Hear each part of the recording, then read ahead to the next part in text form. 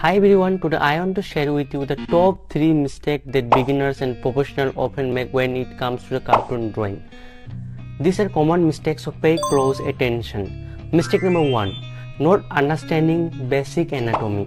But it's important to have a basic understanding of anatomy, so that's our characters. Mistake number 2, not paying attention to proportion. Proportions are essentially when it's to come to creating well-balanced characters. It's important to keep in your mind, so take some time to practice drawing characters with proper proportion. Mistake number 3, not using reference materials. Many artists believe that they can draw from memory alone, but even professionals use reference materials to improve their skill. So there you have it. Don't be afraid to use reference materials. Keep practicing and improving your skills. Thank you for watching. Like and share and subscribe.